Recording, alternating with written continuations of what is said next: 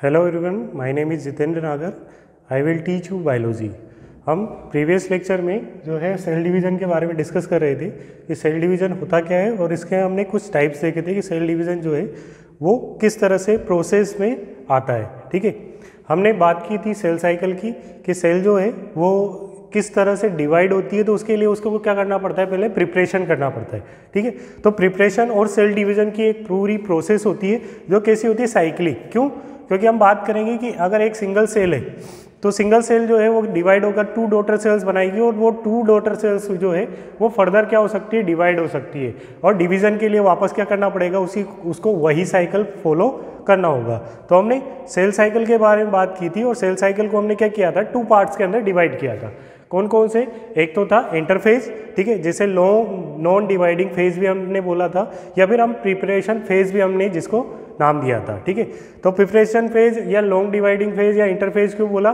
क्योंकि यहाँ पर क्या होता है, सेल जो है वो डिवाइड होने के लिए प्रिपेयर होती है। ठीक है, प्रिपेयर के किस फॉर्म में? तो उसको जो भी रॉ मटेरियल चाहिए डिवाइड होने के लिए, ठीक है, तो वो वहाँ पर क्या किया जाता है, सेल के द्वारा खुद जो है वो सिंथेसाइज किया जाता है। जैसे कि अगर हम बात करें कि अगर एक सिंगल सेल है और वो माइटोसिस डिवीजन कर रही है, ठीक है, तो वहाँ पर क्या होगा कि उसको जेनेटिक मटेरियल को भी क्या करना पड़ेगा, डबल करना पड़ेगा। ठीक है, उसके अलावा सेल ऑर्गेनेल्स है उनको भी डबल करना पड़ेगा। ठीक है, साइटोप्लाज्म है वो भी डबल होगा।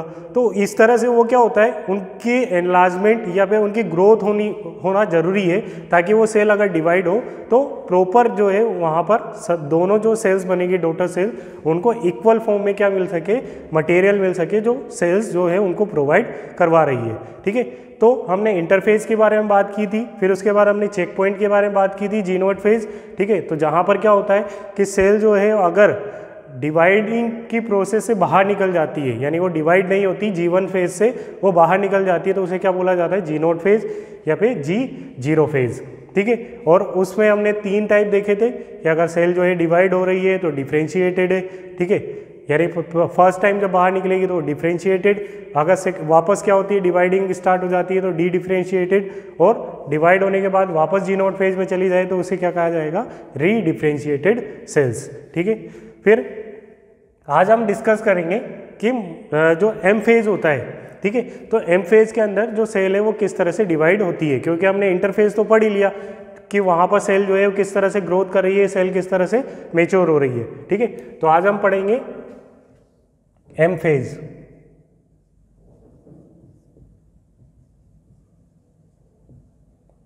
या फिर मल्टीप्लिकेशन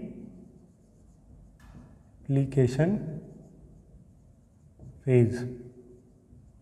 ठीक है, या फिर इसे और क्या नाम दिया था, डिवाइडिंग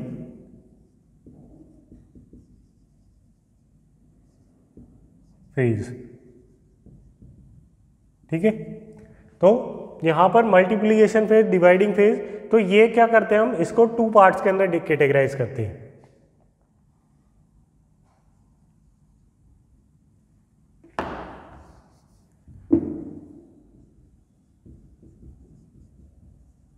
ठीक है, तो इसमें फर्स्ट है डायरेक्ट या फिर ए माइटोसिस।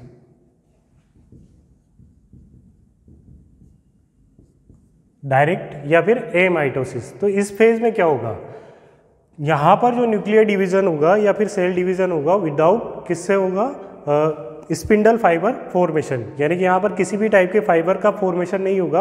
विदाउट फाइबर फॉर्मेशन के ही यहाँ पर क्या हो जाता है, जब सेल डिवीजन हो जाता है, ठीक है, तो उसे क्या बोला जाता है, ए माइटोसिस या फिर डायरेक्ट डिवीजन। ठीक है, अब हम बात करते हैं कि यहाँ पर डिवीजन जो हो रहा है, तो डिवीजन जो है वो उसके 2 पार्ट्स हैं। फर्स्ट है न्यूक्लियर डिवीजन, यानी कि कैरियो काइनेसिस।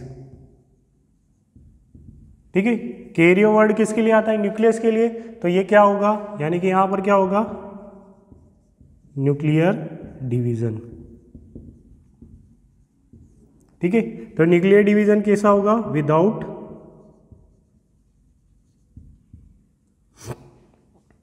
Fibre formation. ठीक है, यहां पर क्या नहीं होगा, फाइबर्स का फॉर्मेशन नहीं होगा। इसके अलावा जो न्यूक्लियर डिवीजन होगा ठीक है, न्यूक्लियस जो है वो डिवाइड होगा तो किसके किसके थ्रू होगा, कॉन्स्ट्रिक्शन।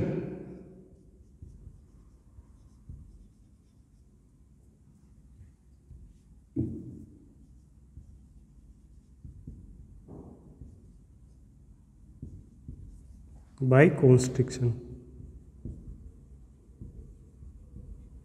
प्रोसेस।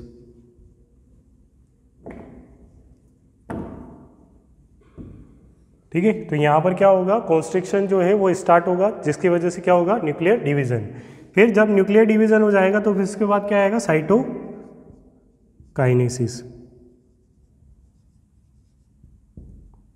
तो साइटोकाइनेसिस में किसका डिवीजन होगा, साइटोप्लाज्म डिवीजन। ठीक है, तो यहां पर साइटोप्लाज्म का डिवीजन होगा।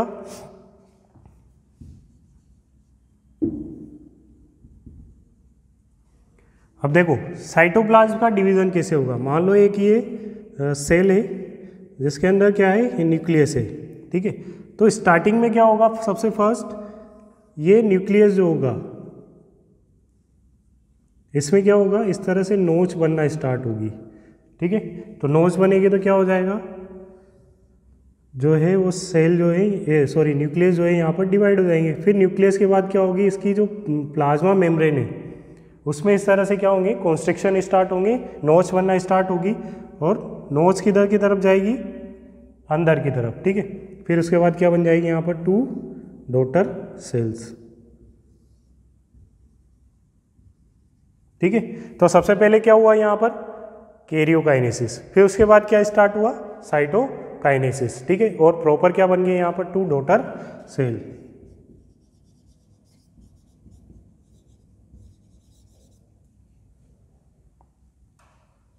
ठीक है, तो इस तरह से क्या होता है, ये माइटोसिस जो है वो कंप्लीट होता है। अब यहाँ पर इसके ड्रॉबैक्स क्या हैं, तो ड्रॉबैक्स क्या हैं कि यहाँ पर हम देख रहे हैं कि कॉन्स्ट्रिक्शन जो होता है वो न्यूक्लियस की मेम्ब्रेन के अंदर होता है। ठीक है, तो ऐसा भी हो सकता है कभी कभार कि जो न्यूक्लियर मटेरियल है, ठीक है, जेनेटिक मटेरियल है, ये कॉन्स्ट्रिक्शन की वजह से या तो प्रॉपरली किसी में चला जाए, इसमें, या फिर इस वाले, यानी कि 2 जो डॉटर न्यूक्लियाई जो बनेंगे यहाँ पर, उन्हीं में क्या हो सकता है, जा सकता है। या फिर हम यूँ कह सकते हैं कि यहाँ पर जो डिस्ट्रीब्यूशन होगा, ठीक है, न्यूक्लियर मटेरियल का या फिर जेनेटिक मटेरियल का, वो कैसा होता है, अनइक्वल। ठीक है, तो इसका ड्रॉबैक क्या है,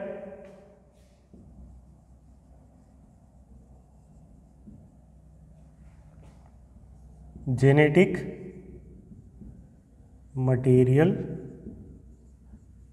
डिस्ट्रीब्यूशन इज अनइक्वल। ठीक है, तो यहाँ पर जो जेनेटिक मटेरियल होगा उसका डिस्ट्रीब्यूशन होगा वो कैसा होगा, अनइक्वल।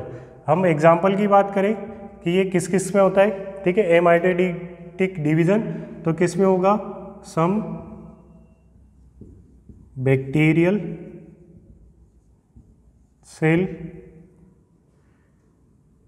साइनोबैक्टीरिया, एक्स्ट्रा एम्ब्रियोनिक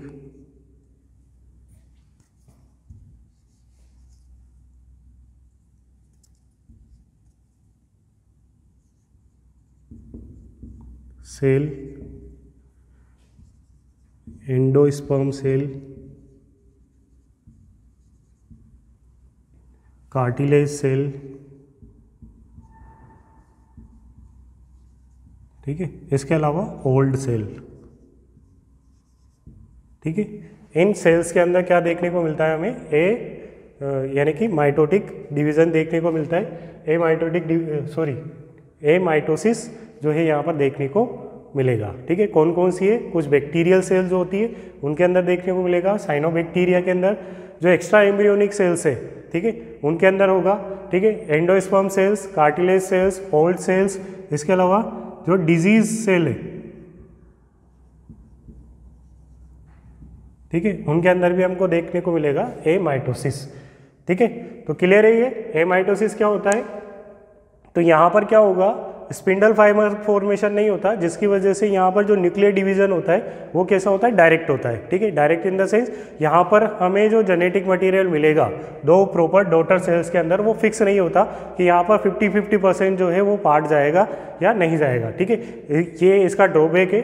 बाकी इसके अंदर फाइबर फॉर्मेशन नहीं होगा, न्यूक्लियर डिवीजन जो होगा वो कॉन्स्ट्रिक्शन प्रोसेस से होगा, यानी यहाँ पर क्या बनेगी, एक खांच बनेगी, उस खांच की वजह से ये क्या हो जाएंगे, डिवाइड होना स्टार्ट होंगे। ठीक है, तो पहले तो कैरियोकाइनेसिस होता है, फिर उसके बाद क्या होगा, साइटोकाइनेसिस। ठीक है, तो साइटोकाइनेसिस जो है वो इसका मीन क्या होता है कि यहाँ पर साइटोप्लाज्म का क्या होगा, डिवीजन होगा।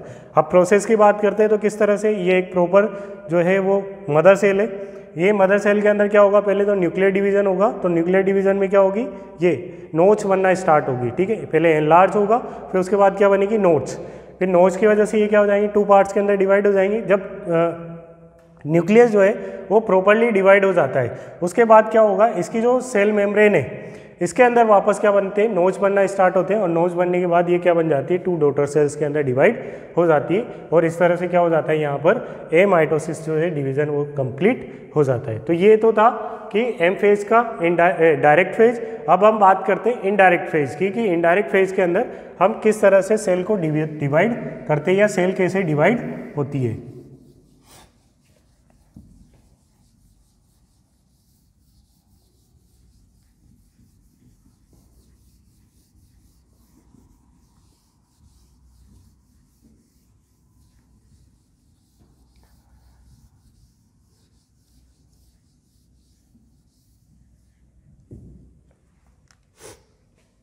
तो सेकेंड है इनडायरेक्ट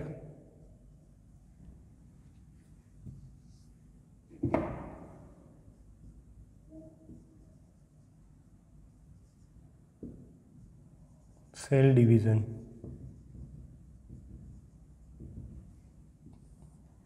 तो इनडायरेक्ट सेल डिवीजन में क्या होगा, स्पिंडल फाइबर यानी कि फाइबर फॉर्मेशन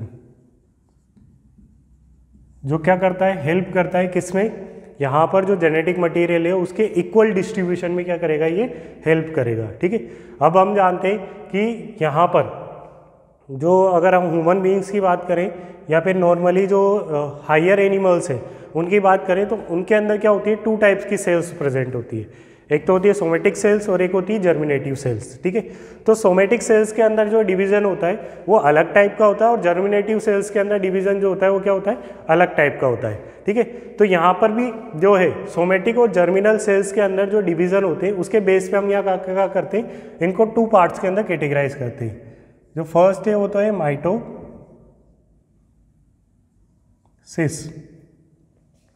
ठीक है, और सेकंड है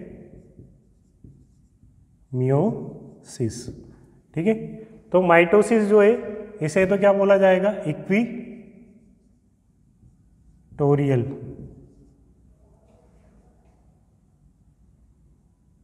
डिवीजन। ठीक है, और ये क्या कहलाएगा, रिडक्शन डिवीजन। ठीक है, तो इक्वेटोरियल मतलब यहाँ पर क्या होंगे, जो सेल्स के नंबर्स होंगे वो क्या होंगे, एक जैसे। ठीक है, यहाँ पर क्या हो जाते हैं, सॉरी, यहाँ पर जो सेल्स के अंदर जो क्रोमोसोम्स होंगे उनके नंबर क्या रहेंगे, सेम रहेंगे। जैसे कि अगर मान लो एक डिप्लॉइड सेल है जिसके अंदर 2n है, ठीक है, तो ये डिवाइड होगी तो इसके अंदर वापस जो नई सेल्स बनेगी उनके अंदर जो सेल्स होंगे वो कितने होंगे, 2n, यानी कि यहाँ पर नंबर ऑफ क्रोमोसोम्स जो है वो कितने रहेंगे, सेम बने हुए रहेंगे। बट अगर इसकी बात करेंगे तो मान लो अगर ये डिप्लॉइड सेल है तो इससे जो बनने वाली सेल्स होगी उसके अंदर जो नंबर ऑफ क्रोमोसोम्स है वो कितने हो जाएंगे, हाल्फ्स। ठीक है, तो यहाँ पर नंबर ऑफ क्रोमोसोम्स कितने हो गए, हाफ, जबकि यहाँ पर कितने बने रहे, सेम। इसीलिए इसे क्या बोला गया, इक्वेटोरियल, और इसे क्या बोला गया, रिडक्शन डिविजन्स। ठीक है, तो हम सबसे फर्स्ट बात करते हैं माइटोसिस की, कि माइटोसिस है क्या और ये किस तरह से जो है वो कंप्लीट होता है। ठीक है, हम तो माइटोसिस वर्ड, तो यहाँ पर पहले तो बात करते हैं कि इसका मीन क्या होता है। तो माइट का मतलब होता है फाइबर्स, ठीक है, और ओसिस का मतलब होता है फॉर्मेशन। तो यहाँ पर क्या होगा कि जब ये डिवीजन होगा तो इसमें किसका फॉर्मेशन होगा, फाइबर्स का फॉर्मेशन स्टार्ट हो जाता है। ठीक है, अब बात करें माइटोसिस वर्ड की, टर्म गिवन बाय फ्लेमिंग। ठीक है, तो माइटोसिस वर्ड जो है वो किसने दिया था, सबसे पहले फ्लेमिंग ने। फिर आगे बात करें कि ऑब्जर्व, फर्स्ट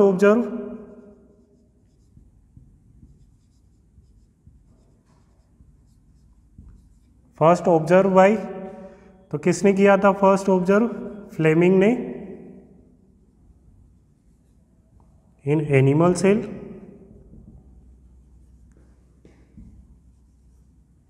और स्टार्सबर्ग ने इन प्लांट सेल। ठीक है, स्टार्सबर्ग ने तो किसके अंदर किया था, प्लांट सेल के अंदर, जबकि एनिमल सेल के अंदर किसने किया था, फ्लेमिंग ने। ठीक है, इसको ऑब्जर्व किया था। ठीक है, अब हम बात करते हैं कि माइटोसिस के अंदर कौन कौन से फेज होते हैं। तो हमने स्टार्टिंग में जब लिखा था तो हमने लिखा था कि एम फेज जो है उसके अंदर दो पार्ट्स होंगे वापस, कि कौन कौन से, एक तो होगा कैरियोकाइनेसिस और एक क्या होगा, साइटोकाइनेसिस। ठीक है, तो जो माइटोसिस होगा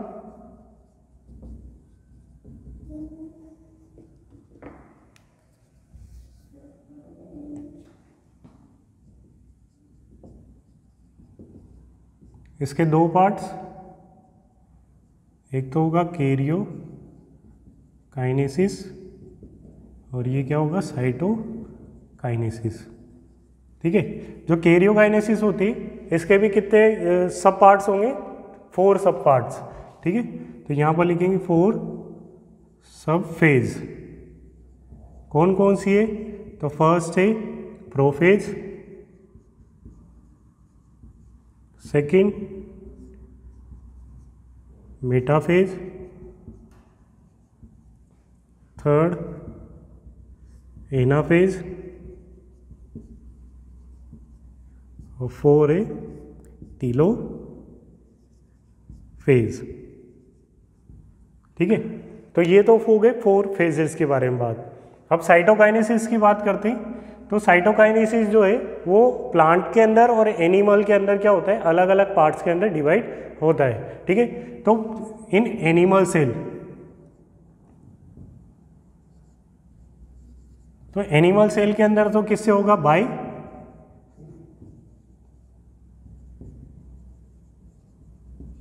कंस्ट्रक्शन ऑफ सेल मेम्ब्रेन। ठीक है, तो कंस्ट्रक्शन या फिर यहां पर क्या बनेगी,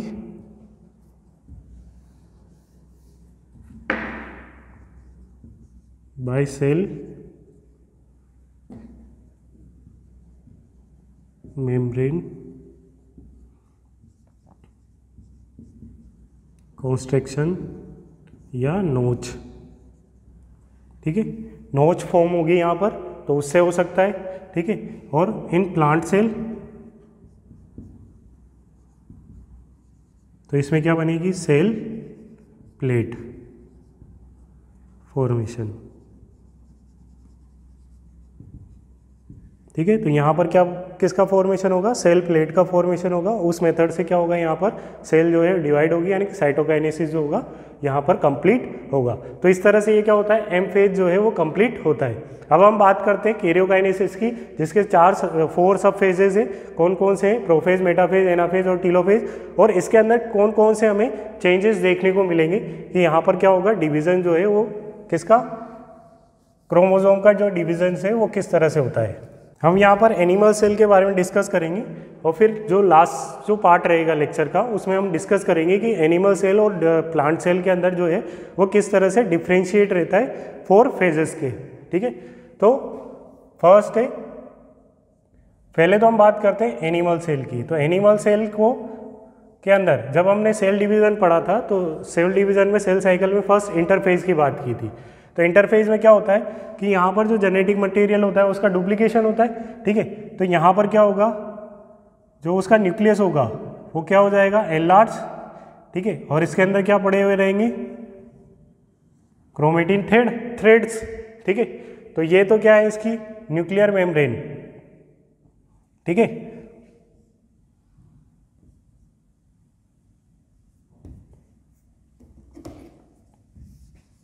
क्या है न्यूक्लियर मेम्ब्रेन, ठीक है। ये क्या है क्रोमेटिन थ्रेड, ठीक है।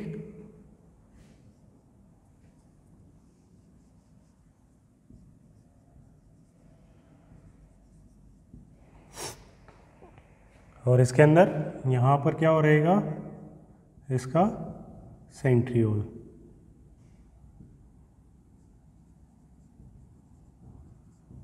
ठीक है। तो ये किस में देखने को मिलेगा हमें, इंटर फेज के अंदर, ठीक है। अब हम फर्स्ट बात करते हैं प्रोफेज की। तो प्रोफेज को हमने कितने पार्ट के अंदर डिवाइड किया, 2 पार्ट्स के अंदर, अर्ली प्रोफेज और लेट प्रोफेज, ठीक है। तो पहले तो बात करते हैं अर्ली प्रोफेज की। अर्ली प्रोफेज के अंदर हमें क्या क्या देखने को मिलेगा। तो हम यहाँ पर क्या देखेंगे कि ये जो न्यूक्लियर मेम्ब्रेन है ये क्या हो जाएगी, धीरे धीरे रिड्यूस होना स्टार्ट हो जाएगी, ठीक है। साथ में जो न्यूक्लियर मेम्ब्रेन बाउंडेड जो और सेल ऑर्गेनेल्स है वो भी क्या होते जाते हैं यहाँ पर धीरे धीरे रिड्यूस होना स्टार्ट हो जाते हैं, ठीक है। तो सबसे पहले क्या होगा कि यहाँ पर जो सेल मेम्ब्रेन है वो क्या होगी, रिड्यूस। और जो ये थ्रेड्स हैं, क्रोमेटिन थ्रेड्स, ये कैसे हैं अभी ऐसे बोल सकते हैं उलझे हुए हैं एक दूसरे में काफ़ी ज़्यादा, ठीक है। तो ये क्या हो जाते हैं, खुल जाते हैं, ठीक है। तो ये इस तरह से ओपन अप हो जाएंगे, ठीक है। तो ये तो हो गया कौन सा, अर्ली प्रोफेज, ठीक है। तो इसमें क्या हो रहा है,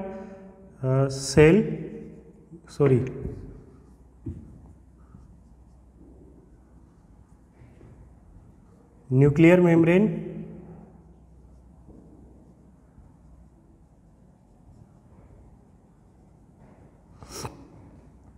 और मेम्ब्रेन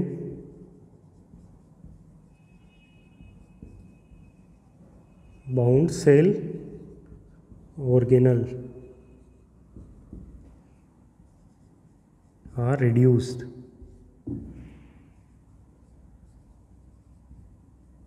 ठीक है। तो यहाँ पर क्या होगा, जो सेल ऑर्गेनेल्स है वो रिड्यूस होंगे, साथ में क्या बनेगी, क्रोमेटिन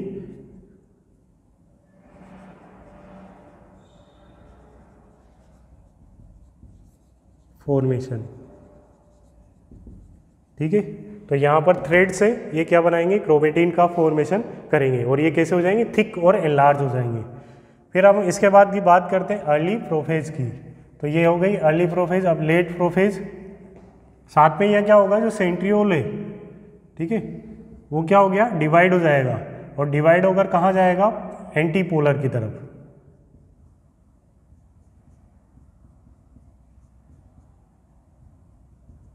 ठीक है। तो ये सेंट्रियोल,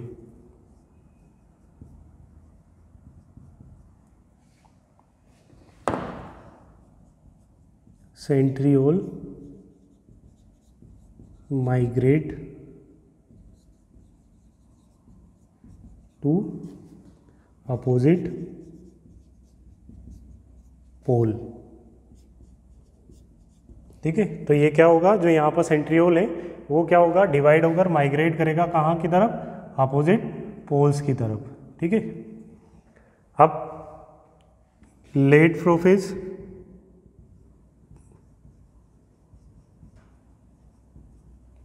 तो लेट प्रोफेज में क्या होगा, जो ये सेंट्रियोल है वो कहाँ पहुँच जाएगा, एक दूसरे के अपोजिट पोल्स पर, ठीक है। तो यहाँ पर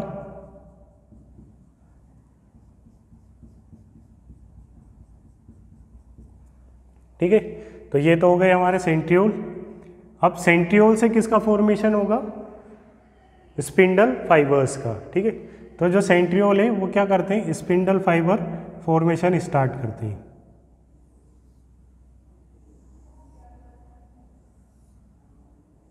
इस तरह से। और इन स्पिंडल फाइबर्स के साथ कौन अटैच हो जाएंगे, यहाँ पर जो क्रोमेटिड्स है, यानी कि जो क्रोमोसोम्स यहाँ पर प्रेजेंट है वो यहाँ पर अटैच हो जाएंगे, ठीक है।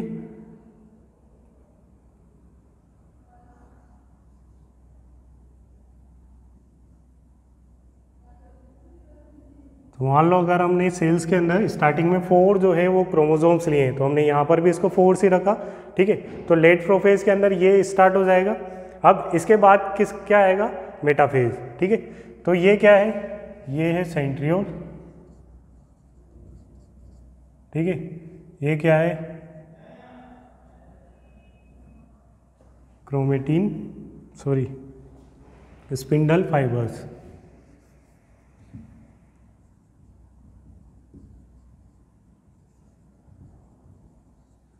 ठीक है। अब जो ये सेंट्रियोल होता है ये क्या करता है, 2 टाइप्स के फाइबर्स का फॉर्मेशन करता है, ठीक है। कौन कौन से, एक तो होते हैं लार्ज और एक होते हैं शॉर्ट। तो जो शॉर्ट होते हैं, ये लार्ज होते हैं उन्हें तो स्पिंडल फाइबर्स कहेंगे, जो शॉर्ट होते हैं इन्हें क्या बोला जाता है, एस्ट्रल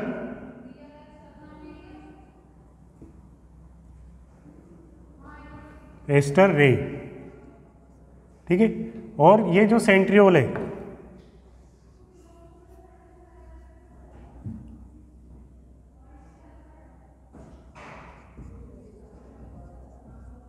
तो ये एस्टर रे और ये जो सेंट्रियोल है इन्हें कंबाइंड फॉर्म में क्या बोला जाता है, एस्टर, ठीक है।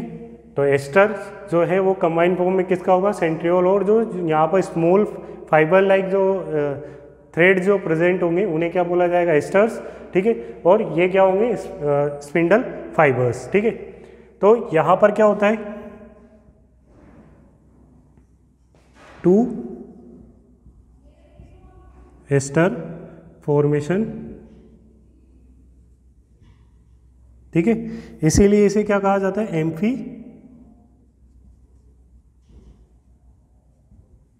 एस्टर फेज, ठीक है। तो जो माइटोसिस होती है, ठीक है, माइटोसिस की जो प्रोफेज होती है, ठीक है, फेज, उस फेज को और क्या बोला जाता है, एम्फी एस्टर फेज भी बोला जाता है, ठीक है। तो यहाँ पर एम्फी एस्टर फेज होगा, साथ में जो क्रोमोसोम्स हैं अटैच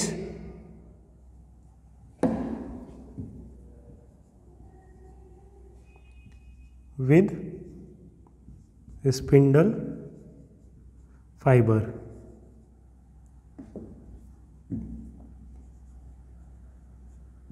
ठीक है। तो यहाँ पर स्पिंडल फाइबर के साथ कौन अटैच हो गए, क्रोमोसोम्स अटैच हो गए। अब क्या होगा, ये क्रोमोसोम्स जो है ये स्पिंडल फाइबर के कॉन्स्ट्रिक्शन और रिलैक्सेशन की वजह से क्या होगा, कहाँ की तरफ आना मूव करेंगे, इसकी मिड प्लेट की तरफ, यानी मेटाफेज प्लेट की तरफ आना स्टार्ट करेंगे। ये जो इक्वेटोरियल लाइन से, ठीक है, यहाँ पर आना स्टार्ट करेंगे, ठीक है। तो फिर वो किस में होगा, मेटाफेज के अंदर, ठीक है। तो ये हो गया इंटरफेज, अर्ली प्रोफेज और लेट प्रोफेज, ठीक है। इंटरफेज के अंदर हमने क्या देखा कि यहाँ पर जो सेल है उसका न्यूक्लियस एनलार्ज हुआ, क्यों, क्योंकि उसमें जेनेटिक मटेरियल जो है वो क्या हो गया, डुप्लीकेट, ठीक है, यानी डिप्लॉयड हो गया। तो यहाँ पर ये हो गया। फिर इसके बाद जैसे ही क्या होगी, अर्ली प्रोफेज, यानी कि ये किस में आ जाएगा, एम फेज के अंदर स्टार्ट होगा। तो यहाँ पर क्या होगा, धीरे धीरे जो इसकी सेल मेम्ब्रेन है और साथ में जो मेम्ब्रेन बाउंड ऑर्गेनल्स है वो क्या हो जाएंगे, रिड्यूस होना स्टार्ट हो जाएंगे, ठीक है। तो इसके अलावा और क्या होगा, क्रोमेटिन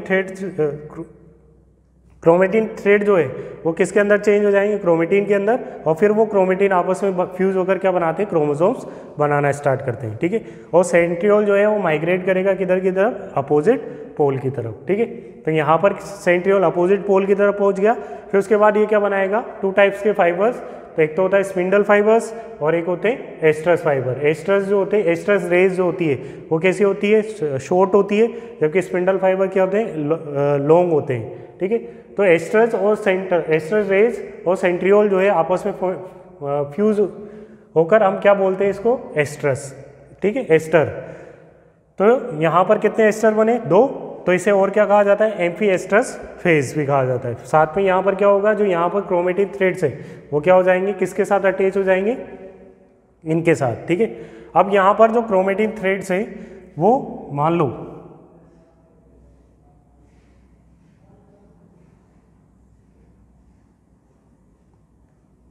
ये हमारे पास एक क्रोमोसोम्स है। तो यहाँ पर क्या होता है, ये जो क्रोमेटिन थ्रेड्स है या स्पिंडल फाइबर्स हैं ये किसके साथ अटैच होते हैं, ठीक है। तो यहाँ पर तो यहाँ क्या होता है, काइज़मेटा।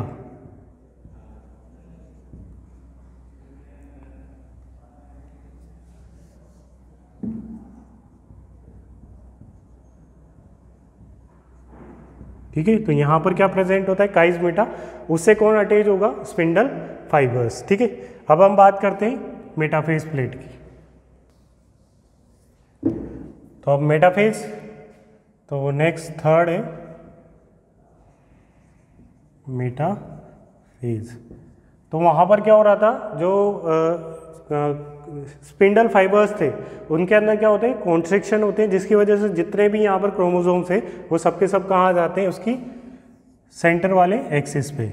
ठीक है, तो यहाँ पर ये हो गया इसका सेंट्रियोल। ठीक है, और यहाँ से ये स्पिंडल फाइबर्स फॉर्मेशन।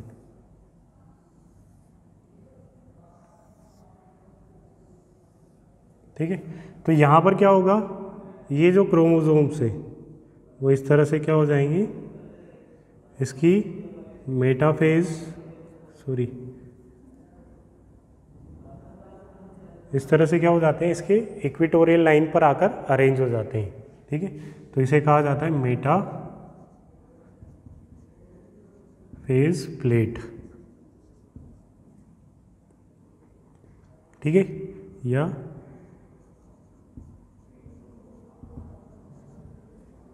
इक्वेटोरियल। ठीक है, तो ये होगा।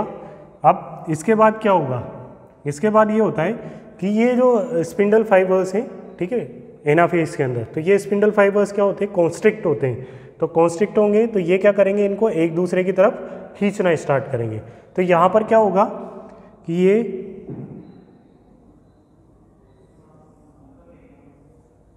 मान लो ये क्रोमोसोम से, ठीक है, तो यहाँ पर किससे अटैच है, काइज़मेटा से स्पिंडल फाइबर अटैच है। तो ये क्या करेगा, इसको ऊपर की तरफ पुल करेगा और ये किधर पुल करेगा, डाउनवर्ड पुल करेगा। ठीक है, तो डाउनवर्ड और अपवर्ड पुल करने की वजह से क्या होगा, यहाँ पर ये जो इसका जो सेंट्रोमियर वाला पार्ट है, ठीक है, तो ये क्या हो जाएगा, यहाँ से स्प्लिट होगा। स्प्लिट होकर ये कहाँ चले जाएंगे, दोनों अपोजिट पोल की तरफ जाना स्टार्ट करेंगे। तो ये कहाँ होगा, एनाफेज के अंदर। तो एनाफेज में क्या होगा कि यहाँ पर एनाफेज को हम दो पार्ट्स के अंदर जो है वो कैटेगराइज करते हैं। एक तो होता है कि अर्ली और एक होता है जो अर्ली और लेट। ठीक है, तो अर्ली में तो क्या होगा, ये जो है इधर की तरफ और आधा पार्ट इधर की तरफ। ठीक है, तो इधर की तरफ ये क्या करेंगे, इनको पुल करने का काम करते हैं। ठीक है, तो ये क्या होंगे, यहाँ पर स्प्लिट होंगे। तो स्प्लिट होकर ये क्या करेंगे, हाफ तो ऊपर चले जाएंगे और हाफ किधर चले जाएंगे, नीचे की तरफ। ठीक है, तो यहाँ पर हम क्या देखेंगे कि जब इसका एंड पार्ट रहेगा यानी लेट फेज रहेगा, तो उस टाइम में क्या होगा, तो उस टाइम पे रहेगा ये कि यहाँ पर हाफ जो क्रोमोसोम्स है वो तो कहाँ चले गए,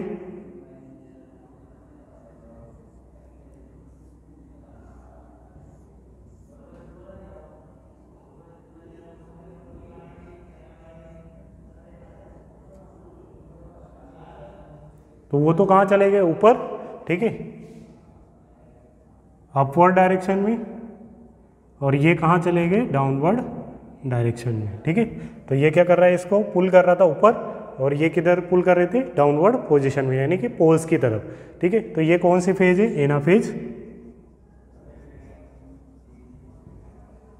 ठीक है, तो यहाँ पर क्या हो रहा था, all chromosome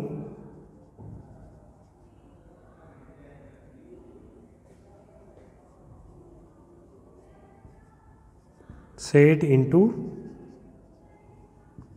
metaphase plate.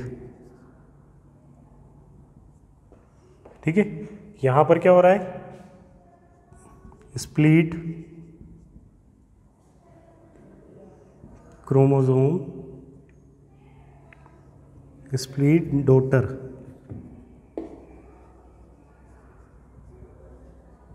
Chromosome move move into opposite pole.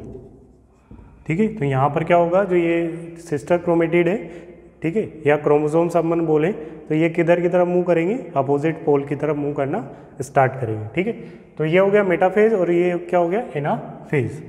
ठीक है, तो मेटाफेज और एनाफेज के अंदर हमें क्या होता है, इस तरह से स्प्लिटिंग देखने को मिलती है कि मेटाफेज में तो जितने भी क्रोमोसोम्स हैं वो सारे सारे क्या हो जाएंगे, उसके इक्वेटोरियल या फिर मेटाफेज प्लेट के यहाँ पर आकर क्या हो जाते हैं, इकट्ठे हो जाते हैं। ठीक है, और जो एनाफेज होता है उसमें क्या होता है, ये इस तरह से इकट्ठा होना, यानी कि इधर से मूव करना स्टार्ट कर देते हैं, क्योंकि यहाँ पर स्प्लिटिंग होती है काइजमेटा के थ्रू। जो ये अटैच है स्पिंडल फाइबर से, तो ये स्पिंडल फाइबर क्या होंगे, कॉन्स्ट्रिक्ट होंगे। तो कॉन्स्ट्रिक्ट होने पर यहाँ से ये क्या हो जाते हैं, ब्रेक हो जाते हैं, और ब्रेक होकर कहाँ चले जाते हैं, अपोजिट डायरेक्शन में। ठीक है, तो ये एक सिस्टर क्रोमोसोम जो है वो किधर चला जाएगा, अपवर्ड में, और एक जो सिस्टर क्रोमोसोम है वो कहाँ चला जाएगा, डाउनवर्ड प्रोसेस में। ठीक है, और हमने पढ़ा था कि जब, तो हमने यहाँ क्या पढ़ा कि वहाँ पर क्या होता है,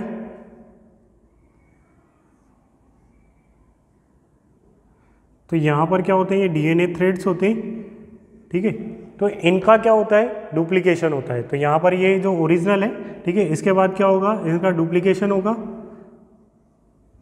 तो जब ये स्प्लिट होंगे तो इसके अंदर जो नंबर ऑफ क्रोमोसोम्स है वो कितने रहेंगे, सेम रहेंगे। ठीक है, यानी कि डीएनए थ्रेड्स भी सेम रहते हैं और नंबर ऑफ क्रोमोसोम्स यहाँ पर कितने रहते हैं, सेम बने हुए रहते हैं। ठीक है, अब हम बात करते हैं टीलोफेज की।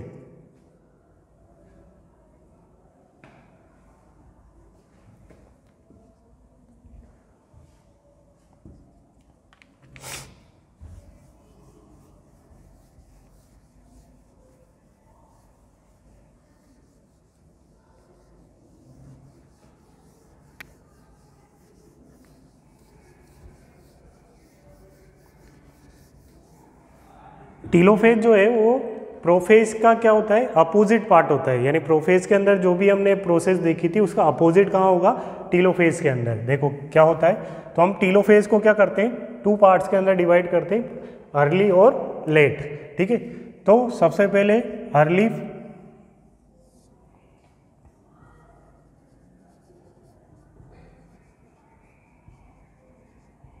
तो अर्ली टीलोफेज में क्या होगा कि यहाँ पर जो है वो थ्रेड्स, क्रोमेटिड थ्रेड्स का फॉर्मेशन होगा। इसके बाद क्या होगा, इस तरह से जो न्यूक्लियर मेम्ब्रेन है वो अराइज होना स्टार्ट हो जाएगी। ठीक है, और लेट प्रोफेज के, लेट टीलोफेज के अंदर क्या होगा,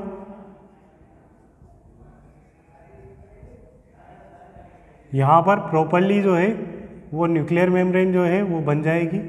ठीक है, ये क्रोमेटिन थ्रेड्स,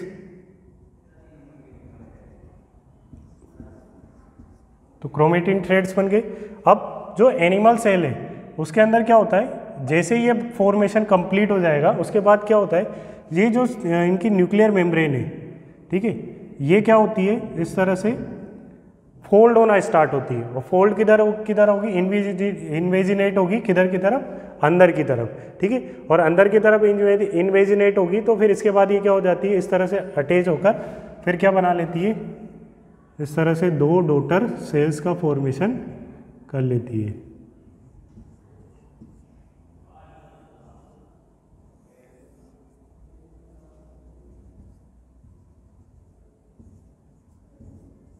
ठीक है, तो इस तरह से क्या हो जाता है, ये डिवाइडेशन जो है प्रोसेस कंप्लीट हो जाती है। तो ये हमारा माइटोसिस जो है वो कंप्लीट है।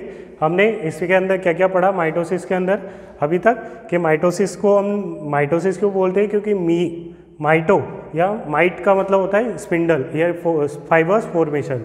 तो यहाँ पर क्या होगा, फाइबर्स का फॉर्मेशन होता है। इसकी 4 जो है सब फेजेज है, प्रोफेज, मेटाफेज, एनाफेज और टीलोफेज। प्रोफेज के अंदर हमने क्या देखा कि यहाँ पर जो इसका न्यूक्लियर मेम्ब्रेन है वो क्या हो जाती है, रिड्यूस होना स्टार्ट हो जाती है।